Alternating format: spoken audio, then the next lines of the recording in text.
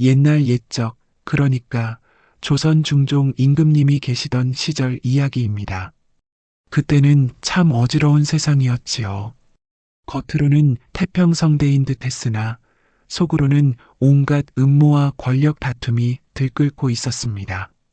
권세가들은 서로 더 큰 권력을 차지하려고 애쓰고 간신배들은 충신들을 모함하여 제거하려 들었습니다. 백성들은 그저 하늘만 바라보며 좋은 세상이 오기를 기다리고 있었고요. 하지만 하늘은 결코 이런 악행을 그냥 두고 보지 않으셨나 봅니다. 깊은 산골 마을에 한 명의 특별한 처녀를 보내주신 것이지요. 그 처녀의 이름은 연화. 이야기를 들어보시면 정말 놀라실 겁니다. 어떻게 한 여인이 그런 큰일을 해낼 수 있었는지 말이에요. 자, 그럼 이제부터 그 놀라운 이야기를 차근차근 들려드리겠습니다. 한양에서 서북 쪽으로 10여 리를 가다 보면 깊은 산속에 자리 잡은 작은 마을이 하나 있었습니다. 마을 이름은 청계촌. 맑은 시냇물이 마을을 둘러싸고 흘러서 붙여진 이름이었지요. 이 마을에는 20여 가구가 살고 있었는데 대부분 농사를 짓거나 나무를 해서 생계를 꾸려가는 평범한 사람들이었습니다. 그런데 마을 동쪽 끝자락에 있는 한 집만큼은 남달랐어요. 주인은 박중렬이라는 나이 50이 넘은 사내였습니다. 키가 훤칠하고 어깨가 넓어서 한눈에 봐도 예사 사람이 아니라는 것을 알 수 있었지요. 하지만 오른쪽 다리를 절었고 걸을 때마다 지팡이를 짚어야 했습니다. 박중렬은 젊은 시절 묵과에 급제하여 정삼품 당상관까지 올랐던 인물이었어요.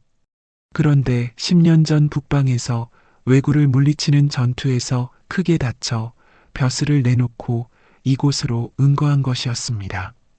연화야, 오늘 아침 일찍부터 부지런하구나. 박중렬이 대청마루에 앉아 딸을 바라보며 흐뭇하게 말했습니다. 네, 아버님.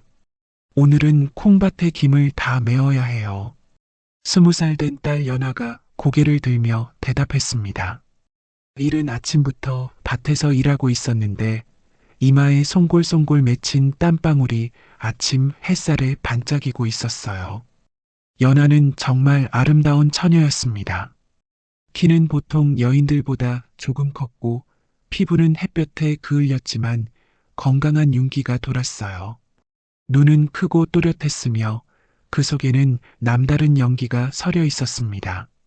그런데 연하야, 박중렬이 딸을 부르며 말했습니다. 네, 아버님. 홈이 쓰는 솜씨가 예전보다 더 좋아졌구나. 마치 검을 휘두르는 것 같다. 연하가 빙긋 웃었어요. 아버님께서 워낙 엄하게 가르치셔서요. 사실 박중렬은 딸에게 어려서부터 무술을 가르쳤습니다. 아들이 없는 것이 아쉬웠지만 연하만큼은 어떤 남정네 못지않게 키우고 싶었거든요.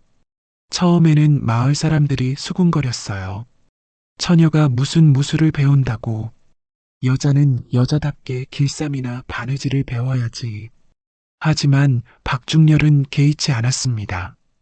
이 어지러운 세상에 여자라고 해서 자신을 지킬 힘이 없어서야 되겠습니까? 연하도 아버지의 뜻을 잘 알고 열심히 무술을 익혔어요. 검법, 창법, 궁법은 물론이고 맨손 무예까지 섭렵했습니다. 특히 검술은 타고난 재능이 있어서 이제는 웬만한 남자들보다 훨씬 뛰어났지요. 연하야, 점심 먹고 나서 손자병법 마저 읽어보자. 네, 아버님.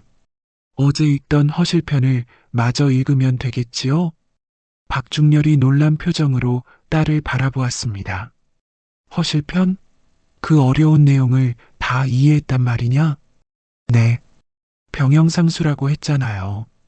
병법은 물과 같아서 적의 형세에 따라 변해야 한다는 뜻이지요.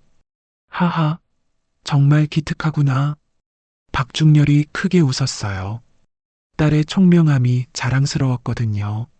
사실 연하는 글 공부도 남다르게 잘했습니다.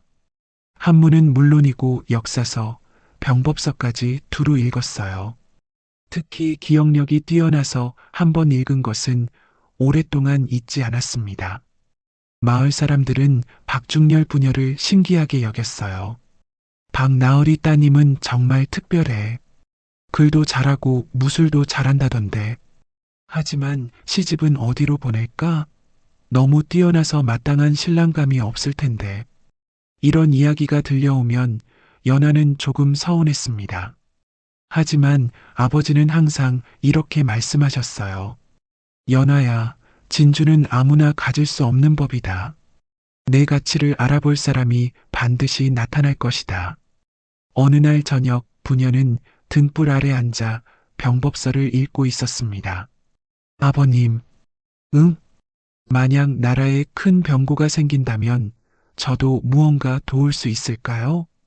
박중렬이 잠시 책을 내려놓고 딸을 바라보았습니다. 왜 그런 말을 하느냐? 요즘 장에 나가보면 사람들 이야기가 심상치 않아요. 조정에 간신배들이 설친다느니 충신들이 모함을 받는다느니 연하의 말이 맞았습니다. 요즘 세상은 정말 어지러웠거든요. 박중렬은 한참 생각하다가 입을 열었습니다. 연하야, 충신이라는 것은 때를 아는 것이다. 나서야 할 때와 참고 기다려야 할 때를 구분할 줄 알아야 하지. 그럼 지금은 기다릴 때인가요? 아직은 그런 것 같구나. 하지만 박중렬이 잠시 말을 멈췄다가 계속했습니다. 하지만 언젠가는 내가 큰일을 할 날이 올 것 같다. 정말요? 연하의 눈이 반짝였어요. 아비가 보기에 너는 범상한 아이가 아니다. 하늘이 너에게 특별한 재능을 주신 것은 분명 뜻이 있을 터이다. 그날 밤 연하는 잠이 오지 않았습니다. 아버지의 말이 계속 머릿속을 맴돌았거든요. 나에게 정말 특별한 사명이 있는 걸까? 연하는 창문으로 밤하늘을 바라보았습니다.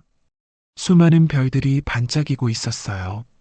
만약 그런 날이 온다면 나는 준비가 되어 있을까? 그때 연하는 몰랐습니다. 그런 날이 바로 며칠 후에 찾아올 거라는 것을 말이에요. 사흘 후 늦은 오후였습니다. 연하는 평소처럼 콩밭에서 김을 메고 있었어요. 가을이 가까워져서 콩이 제법 여물어가고 있었습니다. 올해는 콩 농사가 잘 된 것 같아. 연하가 혼자 중얼거리며 일하고 있는데 갑자기 멀리서 이상한 소리가 들려왔어요. 히잉. 말의 울음소리였습니다. 그런데 보통 때의 말소리와는 달랐어요. 뭔가 급하고 절망적인 느낌이 들었습니다. 연하가 고개를 들어 소리가 난 쪽을 보니 산길 위에서 검은 말 한 마리가 앞다리를 들고 날뛰고 있었어요. 그리고 말 등에 타고 있던 사람이 떨어져 땅에 쓰러져 있었습니다. 어머나! 연하는 손에 들고 있던 호미를 내던지고 달려갔습니다. 치마가 걸릴 것 같아서 한 손으로 치마를 잡고 뛰었어요. 가까이 가서 보니 쓰러진 사람은 20대 중반쯤 되어 보이는 청년이었습니다. 옷차림으로 보아 제법 집안이 좋은 양반집 자제 같았어요. 하지만 얼굴이 창백했고 이마에서 피가 흘러내리고 있었습니다. 연하가 무릎을 꿇고 청년의 상태를 살펴보았습니다. 아버지로부터 기초적인 의술을 배운 터라 응급처치 정도는 할 줄 알았거든요. 맥을 짚어보니 다행히 뛰고 있었어요. 숨소리도 고르고 아마 말에서 떨어지면서 머리를 다친 것 같았습니다. 정신을 잃었네. 연하가 청년의 상처를 자세히 살펴보는데 이상한 점을 발견했어요. 상처는 그리 심하지 않은데도 의식을 잃은 것이 오래된 것 같았습니다. 게다가 옷에서 땀 냄새가 많이 났어요. 마치 오랫동안 급하게 말을 몰아온 것 같았습니다. 뭔가 급한 일이 있어서 무리하게 말을 몰다가 사고를 당한 게 아닐까? 연하가 그렇게 생각하고 있는데 청년의 품에서 뭔가 떨어져 나왔어요. 작은 주머니였는데 그 안에서 편지 하나가 흘러나왔습니다. 연하가 무심코 편지를 펼쳐보았는데 깜짝 놀랐어요. 한문으로 쓰여 있었지만 내용이 심상치 않았거든요. 급히 피하라, 추노꾼들이 아버지의 원수, 편지의 내용을 다 읽어보지는 못했지만 이 청년이 무언가 위험한 일에 휘말려 있다는 것은 분명했습니다. 아버님, 아버님, 연하가 큰 소리로 집 쪽을 향해 외쳤습니다. 잠시 후 박중렬이 지팡이를 짚고 급히 달려왔어요. 연하야, 무슨 일이냐? 말에서 떨어진 분이 계세요. 의식을 잃으셨어요. 박중렬이 청년을 살펴보더니 고개를 끄덕였습니다. 생명에는 지장이 없어 보이는구나. 일단 집으로 옮겨야겠다. 부녀가 힘을 합쳐 청년을 집으로 옮겼습니다. 연하가 따뜻한 물로 상처를 씻어주고 약초를 우린 물을 입에 흘려 넣어 주었어요. 해가 지고 저녁이 되어서야 청년이 깨어났습니다. 여기가 어디입니까? 청년이 눈을 뜨며 주위를 둘러보았어요. 낡았지만 깨끗하게 정돈된 방이었습니다. 정신이 드셨군요. 연하가 다가와 말했습니다. 산길에서 말에서 떨어지신 것을 저희가 구해드렸습니다. 청년은 연하의 얼굴을 보더니 깜짝 놀랐어요. 산골 처녀치고는 너무나 아름다웠거든요. 하지만 그보다도 눈빛이 예사롭지 않았습니다. 맑으면서도 예리한 마치 검의 날처럼 날카로운 빛이 있었어요. 고맙습니다. 저는 이도윤이라고 합니다. 저는 연하이고 저분이 제 아버님이십니다. 박중렬이 다가와 정중하게 인사했습니다. 도윤공자, 몸은 좀 어떠하신가? 다행히 별일 없는 것 같습니다. 정말 고맙습니다. 이도윤이 일어나려고 하다가 아파서 다시 들어 누웠어요. 아직 무리하시면 안 됩니다. 연하가 걱정스럽게 말했습니다. 그런데 도윤공자, 박중렬이 조심스럽게 물어보았습니다. 혹시 무슨 급한 일이 있어서 그렇게 무리하게 말을 모시던 것은 아닙니까? 이도윤의 얼굴이 순간 어두워졌습니다. 그리고 주위를 살펴보더니 목소리를 낮춰 말했어요. 사실은 제가 지금 매우 위험한 처지에 있습니다. 위험한 처지라고 하시면? 연하가 관심을 보였습니다. 이도윤은 잠시 망설이더니 결심한 듯 입을 열었습니다. 두 분께 거짓말을 할 수는 없겠군요. 저는 지금 추노꾼들에게 쫓기고 있습니다. 추노꾼이라뇨? 박중렬이 놀라며 물어보았어요. 추노꾼이라면 도망친 노예나 죄인을 잡는 일을 하는 사람들이었거든요. 제가 죄를 지은 것은 아닙니다. 이도윤이 급히 해명했어요. 제 아버지가 억울하게 역모 혐의로 유배를 당하셨는데 제가 그 진실을 밝혀내려고 조사를 하다가 그래서요? 진짜 역모를 꾸미는 자들이 있다는 것을 알게 되었습니다. 그런데 그들이 저를 죽이려고 추노꾼들을 보낸 것 같아요. 박중렬과 연하는 서로 눈빛을 주고받았습니다. 이도윤의 말이 거짓말 같지는 않았거든요.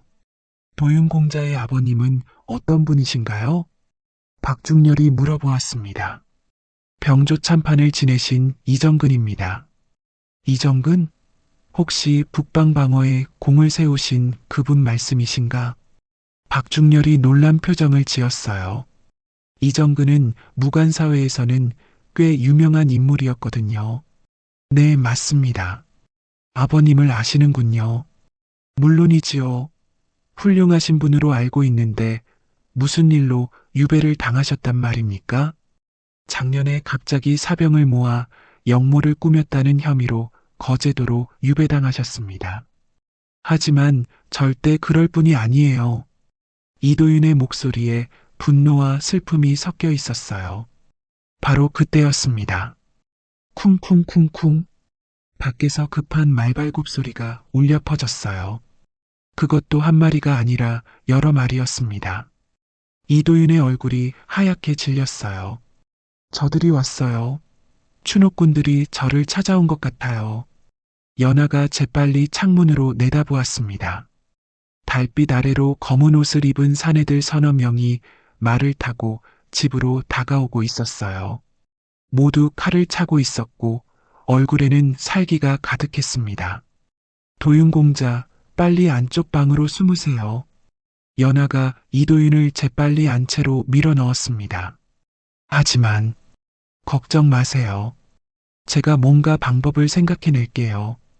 연하의 눈빛이 번쩍했어요. 뭔가 묘안이 떠오른 것 같았습니다. 아버님, 잠깐만요. 연하가 이도윤이 벗어놓은 각과 도포를 집어들었습니다. 연하야, 뭘 하려는 거냐? 저를 믿어주세요, 아버님. 추노꾼들이 마당에 도착했습니다. 우두머리로 보이는 사내가 말에서 내리며 큰 소리로 외쳤어요. 이 집 주인 나와라.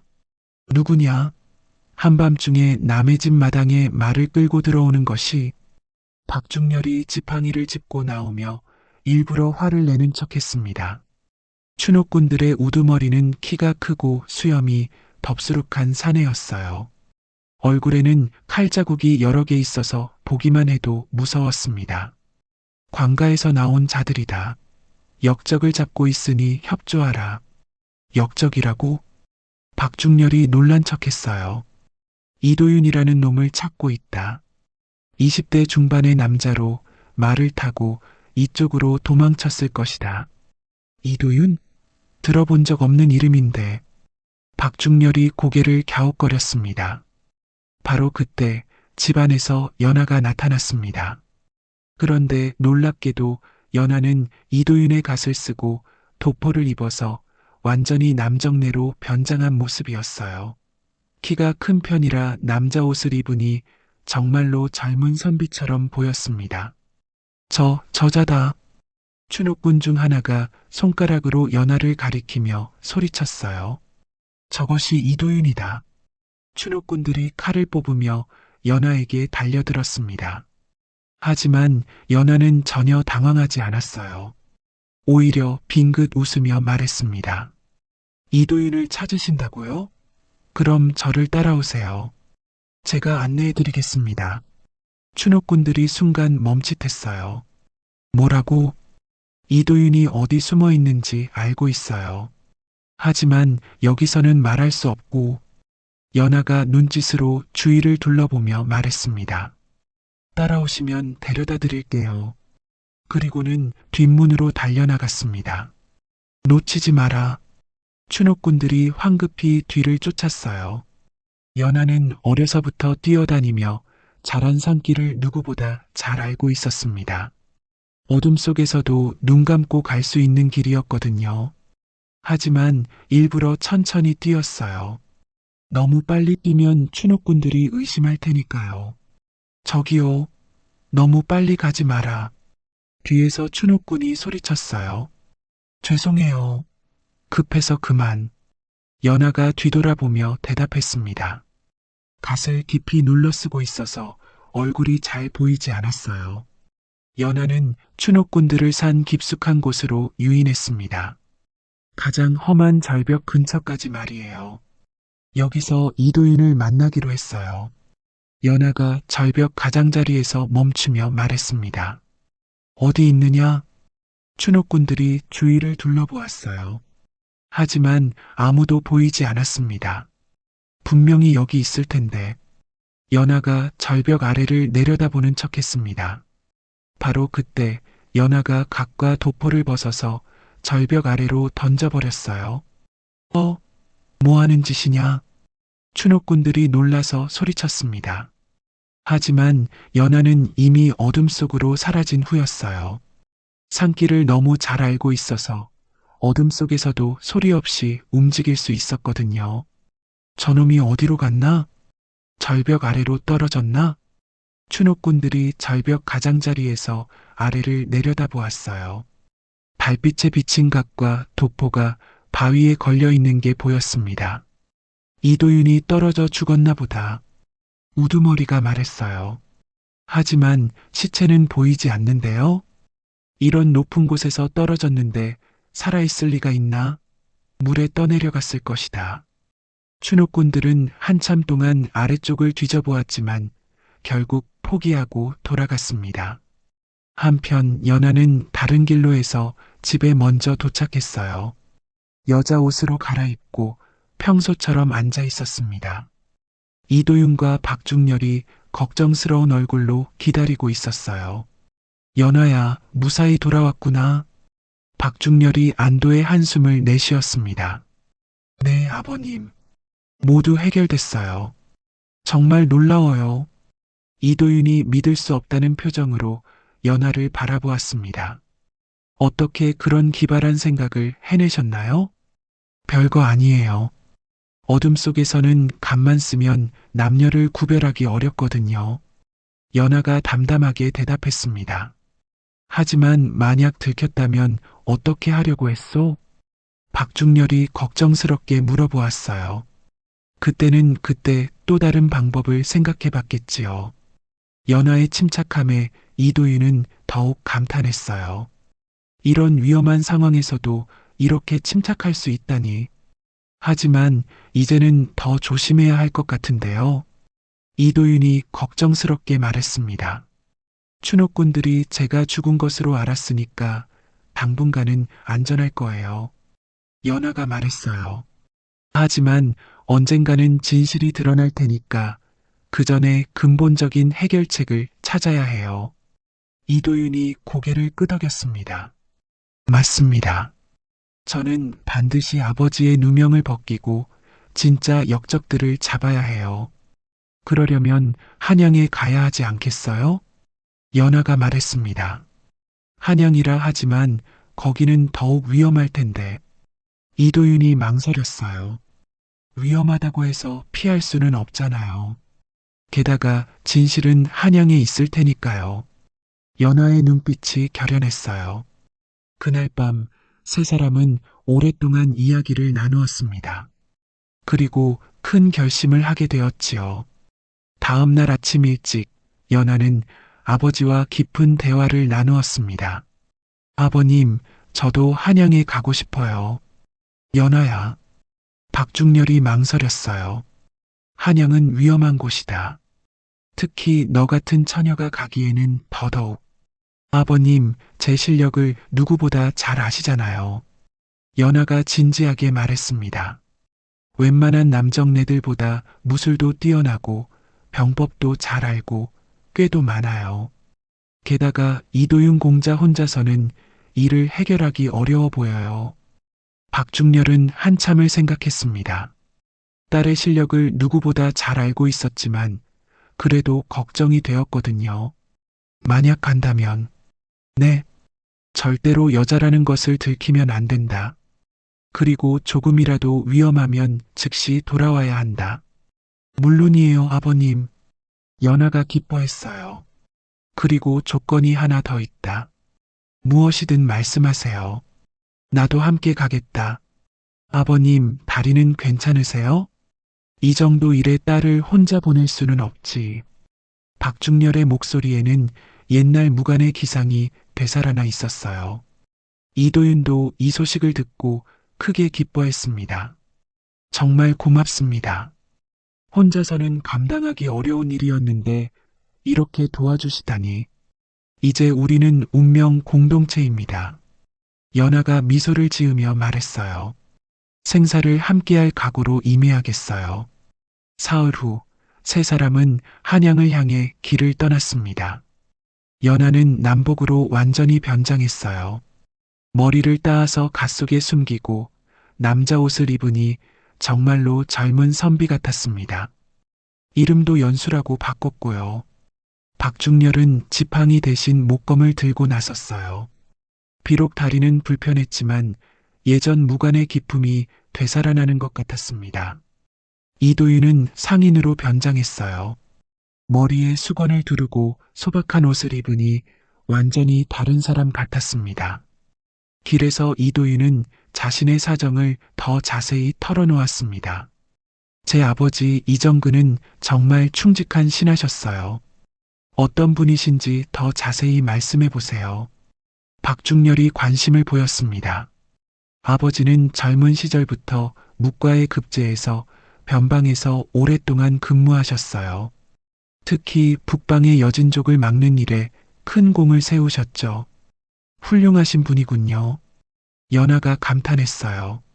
그런 아버지가 작년에 갑자기 역모 혐의를 받게 된 거예요. 무슨 혐의였나요? 사병을 모아서 왕을 해치려 했다는 혐의였어요. 하지만 말도 안 되는 일이에요. 이도윤의 목소리에 분노가 섞여 있었어요. 그럼 누가 모함을 했을까요? 연하가 예리하게 물어보았습니다. 그게 문제예요. 증거도 증인도 너무 완벽했거든요. 마치 누군가 오랫동안 계획해서 만든 것 같았어요. 박중렬이 고개를 끄덕였습니다.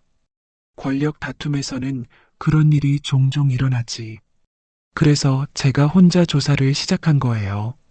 누가 아버지를 모함했는지 알아내려고요. 그러다가 위험에 빠진 건가요? 네. 조사를 하던 중에 이상한 소문을 들었어요. 어떤 소문이요? 이판 대감이 자기 사람들을 몰래 모으고 있다는 소문이었어요. 박중렬과 연하는 서로 눈빛을 주고받았습니다.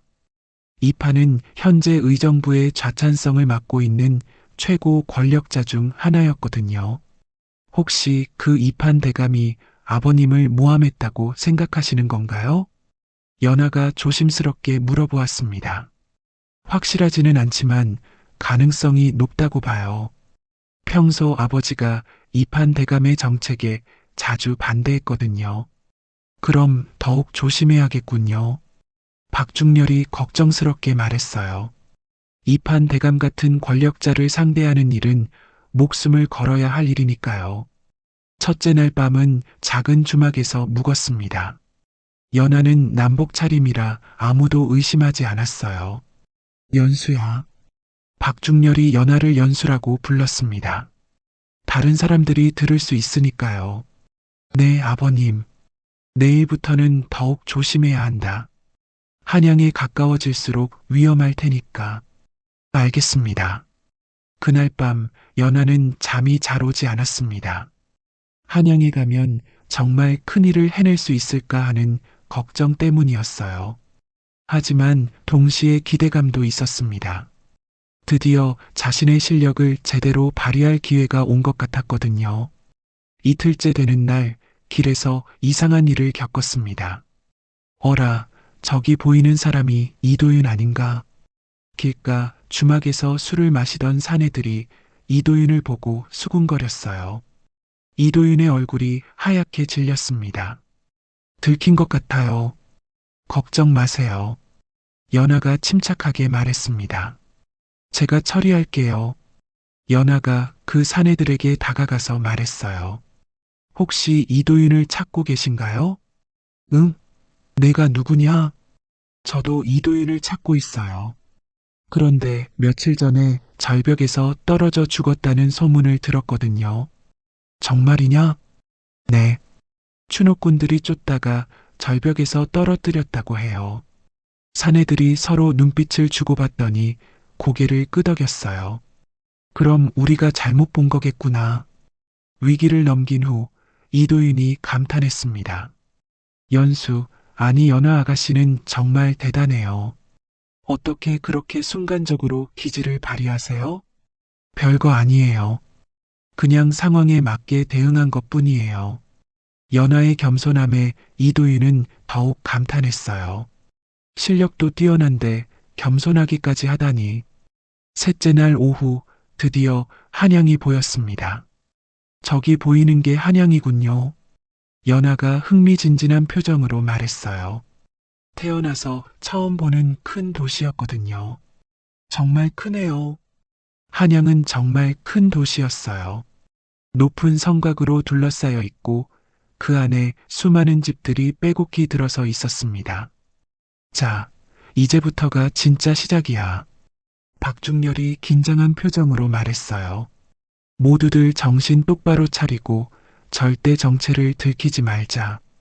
네. 세 사람은 한양 성문을 통과해서 도시 안으로 들어갔습니다. 한양에 도착한 세 사람은 종로 근처의 작은 여관에 방을 잡았습니다. 연하는 여전히 연수로 행세하고 있었어요. 일단 며칠 동안 한양의 상황을 파악해 봅시다. 박중렬이 말했습니다. 이도윤 공자의 아버지 사건 기록부터 봐야겠어요. 연하가 제안했어요. 하지만 그런 기록들은 의금부에 있을 텐데 어떻게 볼 수 있겠어요?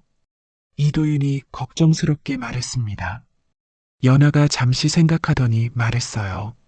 제가 들어가 보겠습니다. 뭐라고? 박중렬과 이도윤이 동시에 소리쳤어요. 의금부에 어떻게 들어간다는 거냐? 의금부에는 많은 관노들이 일하고 있어요.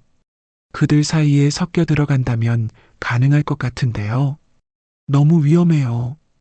이도윤이 반대했습니다. 만약 발각되면 어떻게 하려고 해요? 발각되지 않도록 조심하면 되죠. 연하가 자신만만하게 말했어요. 지금까지 한 것 중에 위험하지 않은 게 있었나요? 이번에도 잘 해낼 수 있을 거예요. 결국 두 남자는 연하의 완강한 주장에 굴복할 수밖에 없었습니다. 다음 날 새벽 연하는 여종 복장으로 갈아입고 의금부로 향했습니다. 머리를 단정하게 틀어 올리고 낡은 치마 저고리를 입으니 완전히 일하는 여종 같았어요. 의금부는 한양에서도 가장 무서운 곳으로 유명했습니다. 죄인들을 신문하고 처벌하는 곳이었거든요. 연하는 의금부 뒷문 근처에서 기다렸어요. 이른 아침부터 많은 관노들이 일하러 들어가고 있었습니다. 저들 사이에 섞여 들어가면 될 것 같은데 연하가 기회를 엿보고 있는데 마침 여종들 몇 명이 무거운 짐을 들고 들어가고 있었어요. 어머, 저것 좀 도와드릴까요? 연하가 자연스럽게 다가가서 말했습니다. 누구세요? 한 여종이 의아한 표정으로 물어보았어요. 오늘부터 일하게 된 사람이에요. 늦어서 죄송해요. 연하가 당황한 척하며 말했습니다. 아, 그래요? 그럼 빨리 들어가요. 늦으면 야단 맞아요. 다행히 여종들이 의심하지 않았어요. 의금부에는 워낙 많은 사람들이 드나들었거든요. 연하는 그렇게 해서 의금부에 들어갔습니다. 가슴이 쿵쿵 뛰었지만 겉으로는 침착함을 유지했어요. 새로운 사람은 일단 청소부터 하세요. 한 나이 든 여종이 연하에게 빗자루를 건넸습니다. 네, 알겠습니다.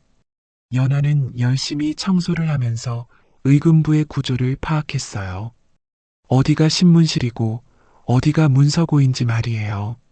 점심때가 되자 잠시 쉬는 시간이 있었습니다.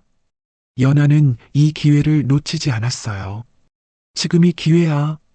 연하가 조심스럽게 문서고 쪽으로 향했습니다. 다행히 문지기가 잠시 자리를 비운 상태였어요. 문서고는 정말 컸습니다. 천장까지 닿을 정도로 높은 선반에 수많은 문서들이 쌓여 있었어요. 모두 죄인들의 기록이었습니다. 이정근, 연하가 조심스럽게 문서들을 뒤지기 시작했습니다. 다행히 성명순으로 정리되어 있어서 그리 오래 걸리지 않았어요. 드디어 이정근의 사건 기록을 찾아냈습니다. 연하가 기록을 자세히 읽어보니 정말 충격적인 내용들이 있었어요. 영모 혐의 사병 모집, 증인 김판서, 이판서, 정판서, 증인들의 진술이 너무나 완벽했습니다. 마치 미리 짜고 한 것 같았어요. 이상해, 너무 완벽하다고 연하가 더 자세히 읽어보니 더욱 이상한 점들이 발견되었습니다. 모든 증인들의 진술이 똑같았어요. 심지어 사용하는 단어까지 비슷했습니다. 이런 일은 보통 없었거든요. 그런데 기록 끝부분에 더욱 중요한 내용이 있었어요. 본 사건의 최초 고발자는 의정부 자찬성 이판대감이며 모든 조사는 이판대감의 지시에 따라 진행되었음. 역시 연하의 눈빛이 번쩍했어요. 이도윤의 추측이 맞았던 것이었습니다. 연하는 재빨리 중요한 내용들을 모두 기억해 두었습니다. 특히 증인들의 이름과 진술 내용, 그리고 이판 대감이 직접 관여했다는 부분을 말이에요. 이제 나가야겠어. 연아가 조심스럽게 문서고를 나오려는데 갑자기 발걸음 소리가 들려왔어요. 아! 연아가 재빨리 선반 뒤에 숨었습니다. 문서고 정리는 다 끝났나? 관리 하나가 들어와서 둘러보았어요. 연아는 숨을 죽이고 있었습니다. 만약 발각되면 큰일이었거든요. 다행히 관리는 대충 둘러보고는 나갔어요. 휴, 연아가 안도의 한숨을 내쉬었습니다. 연아는 조심스럽게 문서고를 나와서 다른 관노들과 함께 자연스럽게 의금부를 빠져나왔어요. 여관으로 돌아온 연아는 이도윤과 박중렬에게 알아낸 내용을 상세히 보고했습니다. 역시 이판 대감이 직접 관여했군요. 이도윤이 주먹을 불끈 쥐었어요. 하지만 이것만으로는 아직 부족합니다. 박중렬이 냉정하게 말했습니다. 이판 대감이 고발했다는 것만으로는 모함이라고 증명할 수 없어요. 맞아요. 더 확실한 증거가 필요해요. 연아도 동의했습니다. 그럼 이제 어떻게 해야 할까요? 이도윤이 물어보았습니다. 연아가 잠시 생각하더니 말했어요. 이판 대감을 직접 조사해 봐야 할 것 같아요. 그건 더욱 위험한 일 아니겠어요? 박중렬이 걱정했습니다. 의금부보다는 쉬울 것 같은데요. 연아가 설명했습니다. 권문세족의 집에는 수많은 하인들이 드나들거든요. 그 사이에 섞여 들어간다면, 하지만 만약 들킨다면, 들키지 않으면 되죠. 연아의 자신감은 여전했어요. 며칠 후, 연아는 또 다른 대담한 계획을 세웠습니다. 이번에는 이판 대감의 저택에 잠입하기로 한 것이었어요. 정말 위험한 일이에요. 이도윤이 걱정스럽게 말했습니다. 이판 대감의 저택은 경비가 삼엄할 텐데, 하지만 다른 방법이 있나요? 연아가 반문했습니다. 확실한 증거를 잡으려면 저택에 들어가 봐야 해요. 박중렬도 걱정이 되었지만 딸의 판단을 믿기로 했습니다. 만약 위험하면 즉시 돌아와라. 네, 아버님. 이판 대감의 저택은 정말 컸습니다. 담장만 해도 한 블록을 다 둘러쌀 정도였어요. 연아는 며칠 동안 저택 주변을 돌아다니며 상황을 파악했습니다. 언제 하인들이 드나드는지, 경비가 언제 바뀌는지 등등. 그러던 중에 좋은 기회가 찾아왔어요. 며칠 후에 이판 대감의 생일 잔치가 있다는 것을 알게 된 거예요. 그날이면 많은 손님들이 오고 일손도 많이 필요할 것이었습니다. 그날이 기회야. 잔치 당일 연아는 하인 복장으로 갈아입고 저택 뒷문으로 향했습니다. 마침 부엌에서 일할 사람들을 급히 구하고 있었어요. 저기, 혹시 일손이 부족하시면 제가 도와드릴까요? 연아가 자연스럽게 접근했습니다. 누구신가요? 부엌 일을 도와달라고 연락받고 온 사람입니다. 연아가 거짓말을 했어요. 마침 그날 큰 잔치라 일손이 부족했나 봐요. 별다른 의심 없이 받아들여졌습니다. 아, 그래요? 그럼 빨리 들어와서 도우세요. 연아는 그렇게 해서 이판 대감의 저택에 들어갔습니다. 저택 내부는 정말 화려했어요. 온갖 값비싼 물건들로 장식되어 있었습니다. 권력이 이런 것이구나. 연아가 감탄하면서도 경계심을 늦추지 않았어요. 하루 종일 부엌에서 일하면서 연아는 귀를 쫑긋 세우고 있었습니다. 혹시 중요한 이야기를 들을 수 있을까 해서 말이에요. 저녁이 되자 본격적인 잔치가 시작되었습니다. 이판 대감이 많은 손님들을 맞았어요. 연아가 음식을 나르면서 살짝 엿들어 보니 모두 높은 관직에 있는 사람들이었습니다. 요즘 조정 상황이 어떻습니까? 한 손님이 조심스럽게 물어보았어요. 모든 것이 우리 계획대로 진행되고 있어. 이판 대감이 자신만만하게 대답했습니다. 이정근 놈은 완전히 제거했고 이제 다음 단계만 남았지. 연아의 가슴이 쿵쾅거렸어요. 이정근 바로 이도윤의 아버지였거든요. 다음 단계라고 하면 영상대감을 제거하는 것이요. 영상대감을요? 손님들이 놀란 표정을 지었어요. 영상대감은 임금의 가장 중요한 신하 중 하나였거든요. 그분까지 제거하면 정권은 완전히 우리 손에 들어올 것이요. 이판대감의 목소리에 야욕이 가득했어요. 언제 실행할 예정입니까? 다음 주 사냥 행사 때가 좋겠소. 영상대감이 반드시 참석할 테니까. 좋습니다. 그때 우리 사람들을 배치해 두겠습니다. 연하는 이 모든 대화를 놓치지 않고 기억해 두었어요. 이것은 명백한 영모 계획이었습니다. 대화는 더 구체적으로 이어졌어요. 사냥터 어디에서 실행할 겁니까? 북한산 깊은 곳에 작은 공터가 좋겠소. 거기서 화살로. 알겠습니다. 활 잘 쏘는 놈들을 미리 배치해 두겠습니다. 연하는 모든 내용을 기억해 두었습니다. 날짜, 장소, 방법까지 모두 말이에요. 잔치가 끝난 후 손님들이 돌아가면서 연하는 더 큰 기회를 엿봤어요. 이판대감의 서재에 들어가서 더 확실한 증거를 찾아보기로 한 것이었습니다. 다행히 서재는 비어 있었어요. 연하가 조심스럽게 책상 위를 살펴보니 편지 몇 통이 놓여 있었습니다. 그중 하나를 펼쳐보니 정말 중요한 내용이었어요. 영상대감 암살 계획. 편지 제목부터 충격적이었습니다. 그리고 그 아래에는 영모에 가담할 사람들의 명단이 적혀 있었어요.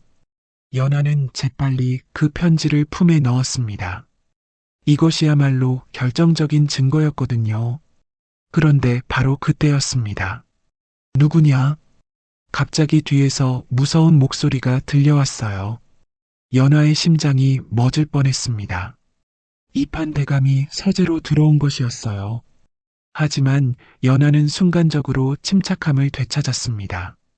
아, 죄송합니다. 연하가 당황한 척하며 고개를 푹 숙였어요.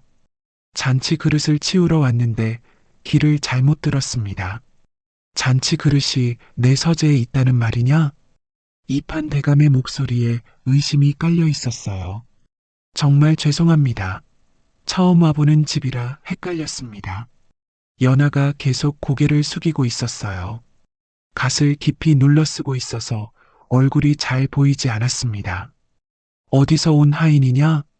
오늘 하루만 일하러 온 사람입니다. 빨리 나가거라. 네, 죄송합니다. 연하는 재빨리 서재를 나왔습니다. 가슴이 터질 것 같았지만 중요한 증거를 손에 넣었어요. 여관으로 돌아온 연하는 이도윤과 박중렬에게 모든 것을 보고했습니다. 정말 대단해요. 이도윤이 감탄했습니다. 이제 확실한 증거가 있네요. 하지만 문제는 이것을 어떻게 활용할 것인가입니다. 박중렬이 신중하게 말했어요. 이판대감의 권력이 워낙 크니까 함부로 고발했다가는 오히려 우리가 위험해질 수 있어요. 그럼 어떻게 해야 할까요?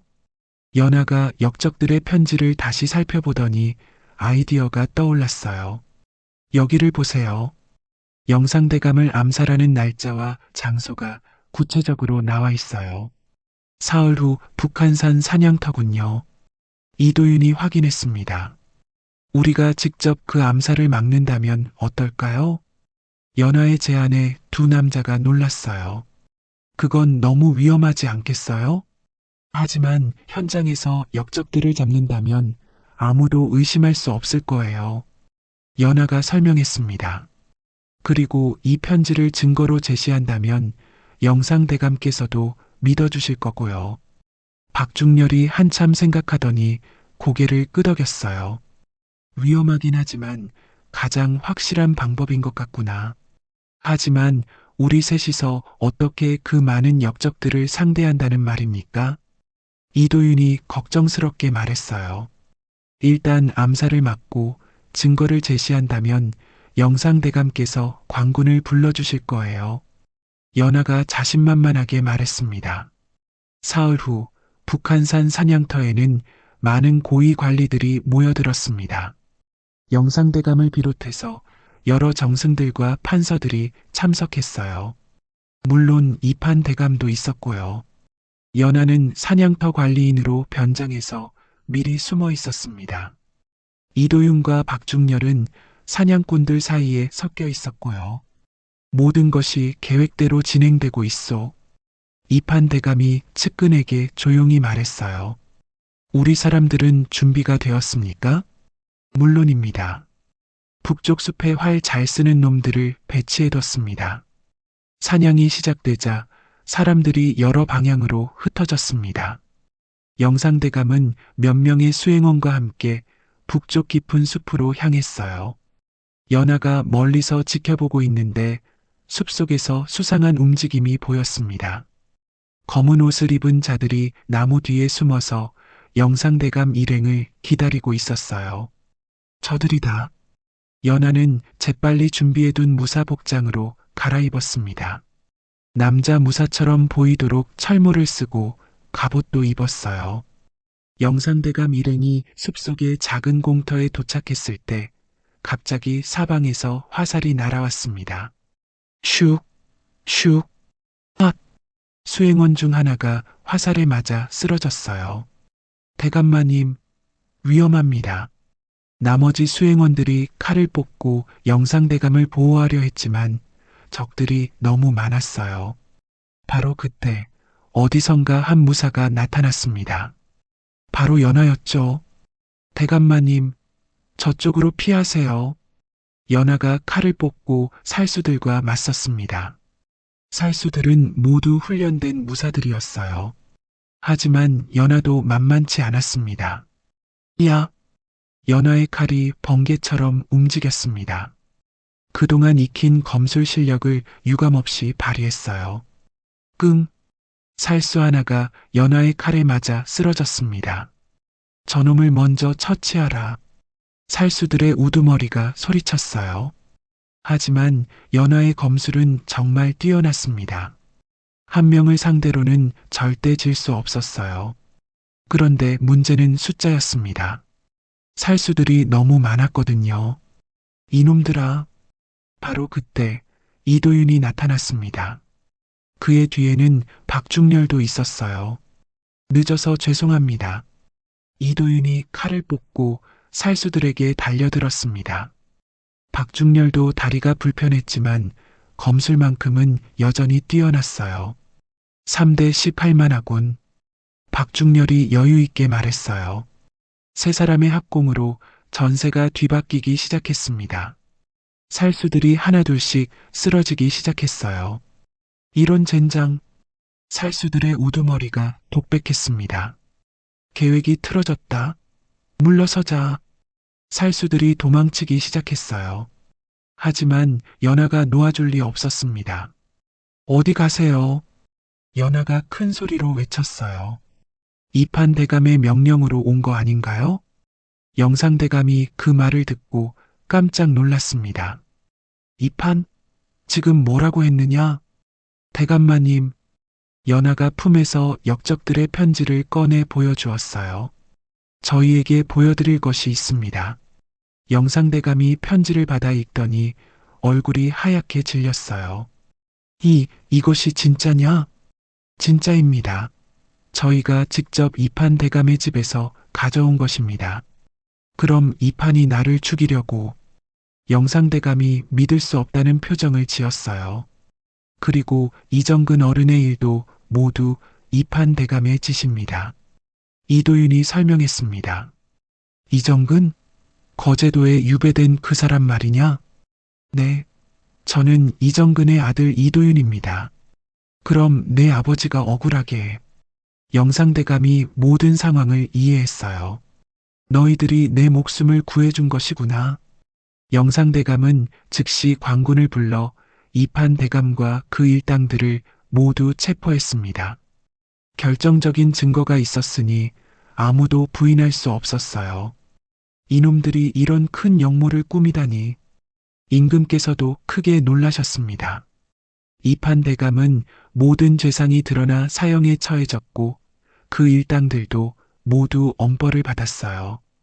그리고 이정근의 누명도 완전히 벗겨졌습니다. 즉시 이정근을 석방하고 원래 관직에 복귀시켜라. 임금의 명령이 떨어졌어요. 며칠 후 궁궐에서 큰 포상식이 열렸습니다.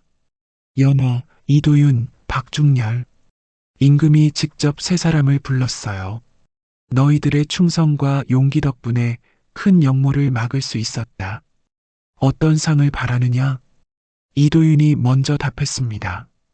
전하, 저는 아버지의 누명이 벗겨진 것만으로도 충분합니다. 박중렬은 어떠하냐? 소신도 나라에 충성할 수 있어 영광일 뿐입니다. 연하는? 임금이 연하를 바라보았는데 무언가 이상함을 느꼈어요. 목소리가 여자 같았거든요. 전하, 사실 소인은. 연하가 갓을 벗으니 긴 머리카락이 흘러내렸습니다. 여인이었구나. 임금뿐만 아니라 모든 신하들이 깜짝 놀랐어요. 더욱 놀랍구나. 임금이 감탄했습니다. 여인으로서 이런 큰일을 해내다니 정말 기특하다. 죄송합니다, 전하. 사죄할 일이 아니다. 오히려 더 큰 상을 내려야겠다. 임금은 연하에게 양반 신분을 내려주었습니다. 그리고 큰 저택과 노비들, 그리고 많은 재물도 하사했어요. 그리고 박중렬의 다리를 치료할 수 있도록 최고의 어의를 보내겠다. 정말 놀라운 상이었어요. 며칠 후 왕실 어의의 치료를 받은 박중렬의 다리가 많이 좋아졌습니다. 완전히는 아니지만 지팡이 없이도 걸을 수 있게 되었어요. 연하야, 정말 꿈만 같구나.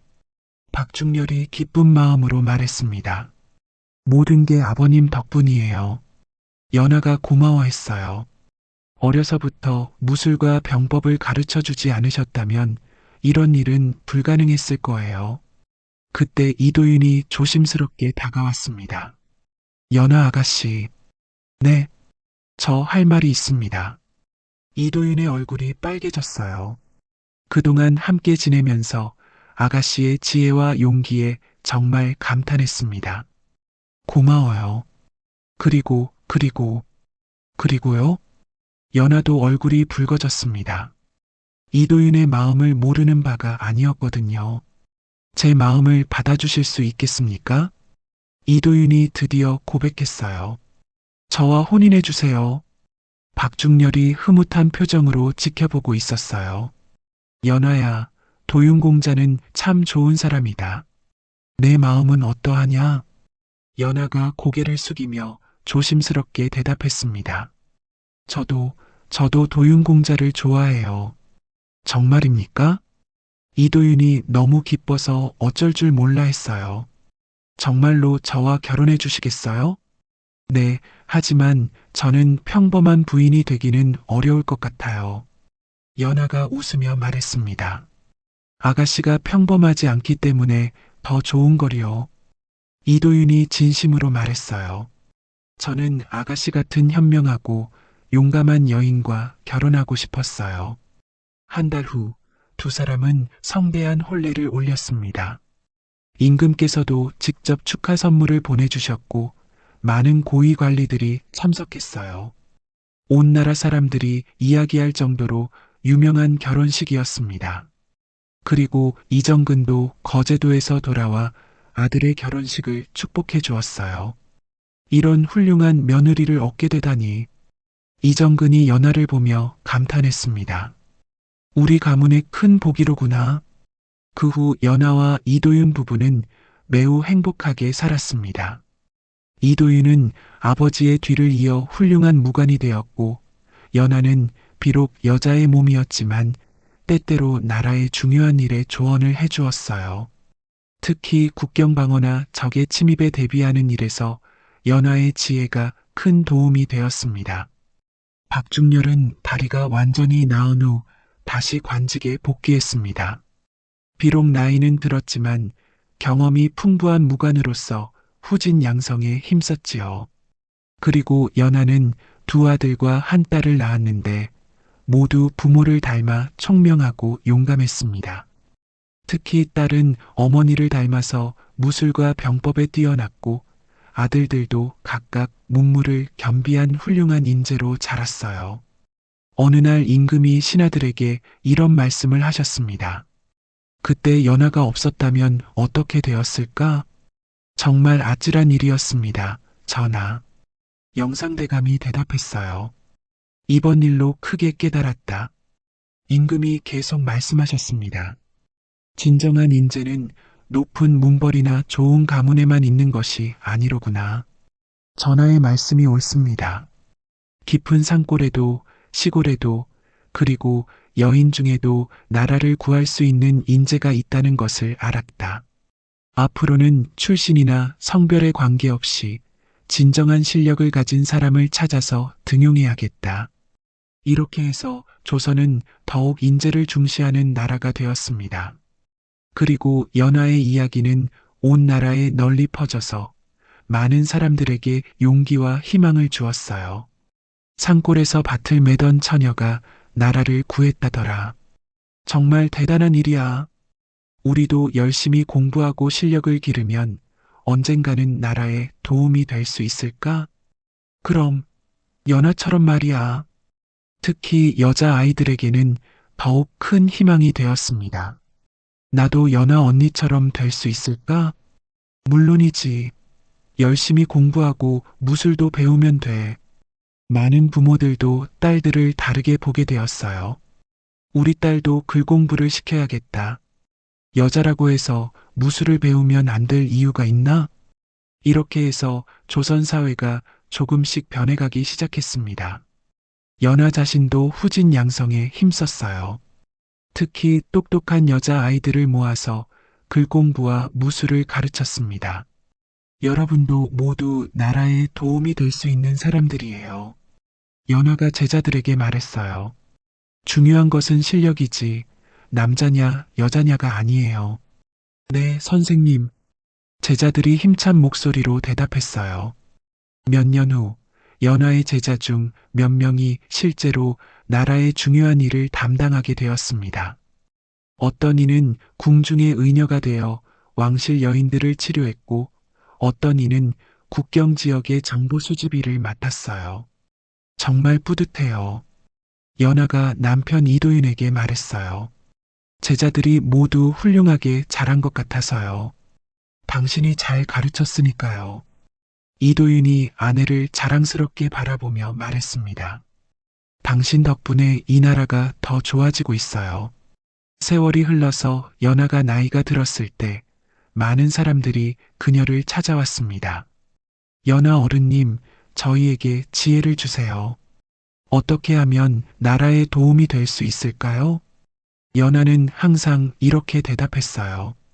가장 중요한 것은 자신의 실력을 기르는 것입니다. 그리고 언제나 나라와 백성을 생각하는 마음을 가져야 해요. 때가 되면 하늘이 기회를 주실 것입니다. 그때를 위해 준비하고 있어야 하는 거죠. 연하가 세상을 떠날 때 온 나라 사람들이 슬퍼했습니다. 연하 어른님이 돌아가셨다. 정말 위대한 분이셨는데 임금께서도 직접 장례식에 참석하셨어요. 연하는 진정한 충신이었다. 그리고 이 나라 모든 여인들의 모범이었다. 연하의 묘비에는 이런 글이 새겨졌습니다. 산골의 평범한 처녀에서 나라를 구한 영웅까지 숨은 인재의 위대함을 보여준 연하 그 정신을 영원히 기리노라. 그리고 지금도 사람들은 연하의 이야기를 들려줍니다. 옛날 옛적에 연하라는 처녀가 있었는데 정말 용감하고 똑똑했다더라. 우리도 연하처럼 될 수 있을까? 물론이지. 열심히 노력하면 말이야. 이렇게 해서 연하의 이야기는 후세에까지 전해져 내려오고 있습니다. 그리고 사람들은 이 이야기를 통해 중요한 교훈을 배웁니다. 숨은 인재가 나라를 구한다. 진정한 인재란 높은 신분이나 좋은 집안에서만 나오는 것이 아닙니다. 깊은 산골에도 시골에도 그리고 남녀노소를 가리지 않고 어디에든 있을 수 있습니다. 중요한 것은 그런 인재들이 자신의 실력을 기르고 나라와 백성을 사랑하는 마음을 가지는 것이지요. 그리고 때가 되면 그들이 나서서 큰 일을 해낼 수 있다는 것입니다. 연하처럼 말이에요. 여러분도 혹시 모릅니다. 여러분 중에도 연하 같은 숨은 인재가 있을지도 모르고 여러분 자신이 그런 인재가 될 수도 있습니다. 그러니까 항상 실력을 기르고 좋은 마음을 가지고 있어야 합니다. 언젠가는 여러분도 나라와 백성을 위해 큰일을 할 기회가 올지도 모르거든요.